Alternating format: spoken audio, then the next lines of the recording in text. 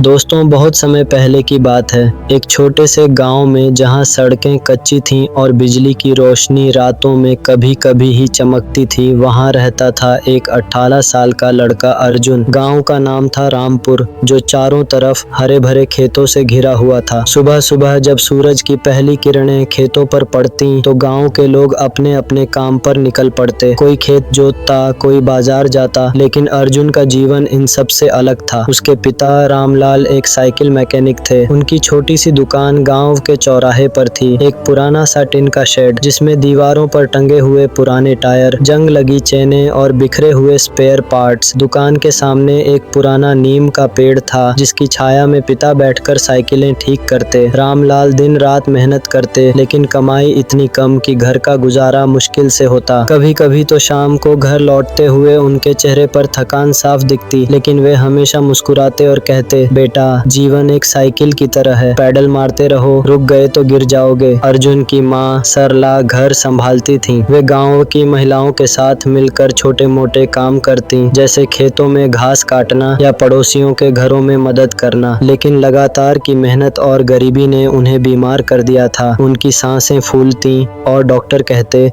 आराम चाहिए, अच्छा खाना चाहिए, लेकिन कहाँ से आता। अर्जुन का छोटा भाई विजय सिर्फ 10 साल का था। वह गांव के सरकारी स्कूल में पढ़ता, लेकिन किताबें पुरानी, यूनिफॉर्म फटी हुई। अर्जुन खुद पढ़ाई में तेज था, लेकिन घर की हालत ऐसी कि स्कूल छोड़कर पिता की मदद करने लगा। वह बचपन से ही दुकान पर जाता, पिता को औजार पकड़ाता और सीखता। पापा, ये चैन कैसे लगाते हैं, वह पूछता, और पिता हंसकर बताते। अर्जुन की आंखों में सपने थे, एक बड़ा घर, माँ का अच्छा इलाज, विजय की अच्छी पढ़ाई और गाँव के हर बच्चे के लिए एक साइकिल, ताकि वे दूर के स्कूल तक आसानी से जा सकें। लेकिन किस्मत ने अर्जुन को जल्दी ही परीक्षा ले ली। जब वह सिर्फ 15 साल का था, एक शाम की बात है, पिता शहर से साइकिल के पुर्जे लाने गए थे। सड़क पर एक तेज रफ्तार ट्रक ने उन्हें टक्कर मार दी। गांव वाले भागे भागे अस्पताल ले गए, लेकिन डॉक्टरों ने हाथ खड़े कर दिए। बहुत देर हो गई, उन्होंने कहा। उस रात अर्जुन की दुनिया उजड़ गई। माँ रोते रोते बेहोश हो गई। विजय डर से सहम कर कोने में बैठ गया। अंतिम संस्कार के बाद गाँव वाले सांत्वना देने आए, लेकिन उनके ताने भी सुनने पड़े। अब ये परिवार कैसे चलेगा, इतना छोटा लड़का क्या कर लेगा, दुकान बंद हो जाएगी। अर्जुन चुपचाप सब सुनता रहा। उसकी आंखें लाल थीं, लेकिन दिल में पिता की बातें गूंज रही थीं। मेहनत की चिंगारी से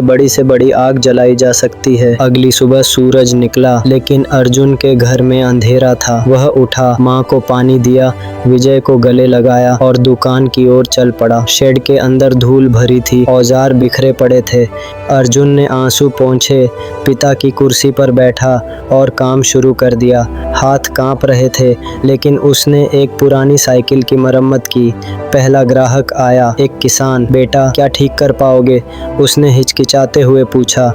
अर्जुन ने हामी भरी और काम कर दिया। किसान खुश होकर पैसे देकर गया, लेकिन शुरू में मुश्किलें बहुत थीं। साइकिल की चेन लगाना, टायर बदलना, ब्रेक ठीक करना, सब कुछ ट्रायल एंड एरर से सीखना पड़ा। गांव वाले हंसते, अर्जुन की दुकान पर जाओगे तो साइकिल और खराब हो जाएगी। एक बार तो एक ग्राहक की साइकिल ठीक करने में गलती हो गई, ब्रेक सही से नहीं लगे। ग्राहक गुस्से में चिल्लाया, तेरे पिता जैसे नहीं हो तुम। अर्जुन का दिल टूट गया, लेकिन वह रात को घर लौटा। लालटेन की रोशनी में पुरानी किताबें पढ़ी, पड़ोसी के फोन से यूट्यूब पर वीडियो देखे। हालांकि इंटरनेट गांव में मुश्किल से आता, कभी-कभी सिग्नल पकड़ने के लिए छत पर चढ़ना पड़ता। धीरे धीरे अर्जुन की कला में निखार आया। लोग अब कहते, अर्जुन का हाथ साफ है, साइकिल चलती है जैसे नहीं हो। लेकिन जीवन की मुश्किलें यहीं नहीं रुकी। माँ की बीमारी बढ़ती गई, खांसी, बुखार, कमजोरी।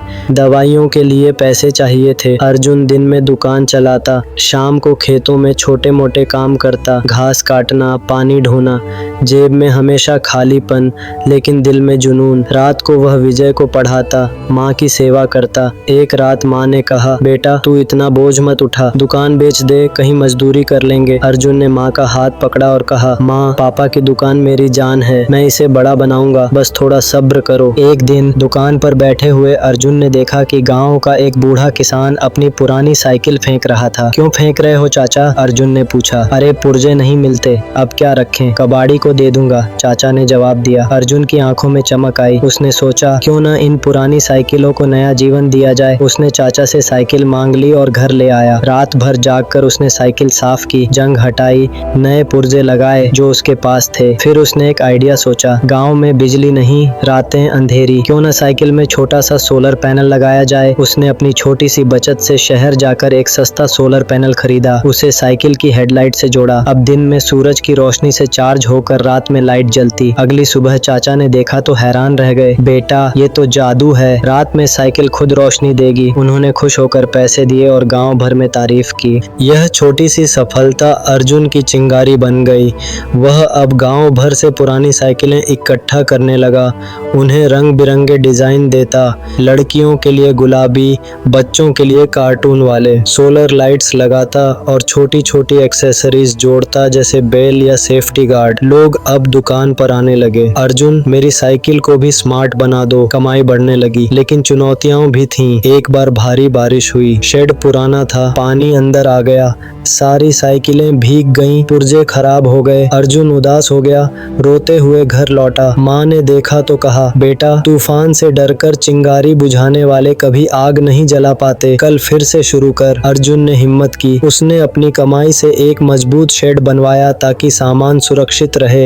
एक और मुश्किल आई। पास के गांव से एक नया मैकेनिक आया जो सस्ते दामों पर काम करता। अर्जुन की दुकान पर ग्राहक कम हो गए, लेकिन अर्जुन ने हार नहीं मानी। उसने अपनी साइकिलों में और इनोवेशन जोड़े, जैसे वाटरप्रूफ कवर या एक्स्ट्रा स्टोरेज। ग्राहक वापस लौट आए। एक दिन गांव में एक एनजीओ का कैंप लगा। वे गांव के युवाओं को स्टार्टअप और टेक्नोलॉजी की ट्रेनिंग दे रहे थे। अर्जुन हिम्मत करके वहां गया। उसने अपना सोलर पावर्ड साइकिल मॉडल दिखाया। एनजीओ के हेड श्रीमान राजेश ने देखा और प्रभावित हो गए। बेटा, ये तो कमाल है, गांव में बिजली नहीं लेकिन तूने सोलर से रास्ता निकाला, यह इको फ्रेंडली भी है। उन्होंने अर्जुन से पूरी कहानी सुनी, पिता की मौत, माँ की बीमारी, अपनी मेहनत। आंखों में आंसू आ गए। तुम जैसे युवा देश बदल सकते हैं, उन्होंने कहा। एनजीओ ने अर्जुन को एक छोटा सा ग्रांट दिया, पैसे, ट्रेनिंग और शहर में कनेक्शन। अर्जुन की आंखें भर आईं। उसने पहली बार महसूस किया कि उसकी मेहनत रंग ला रही है। ग्रांट से अर्जुन ने अपनी दुकान को बड़ा किया। उसने गांव के बेरोजगार युवाओं को बुलाया। भाइयों, आओ मेरे साथ काम करो, मैं तुम्हें सिखाऊंगा, साथ मिलकर हम बड़ा कुछ करेंगे। शुरू में लोग हिचकिचाए, क्या होगा, लेकिन अर्जुन की जिद देखकर शामिल हो गए। उसने स्टार्टअप शुरू किया, नाम रखा चिंगारी साइकिल्स। अब वे सिर्फ रिपेयर नहीं करते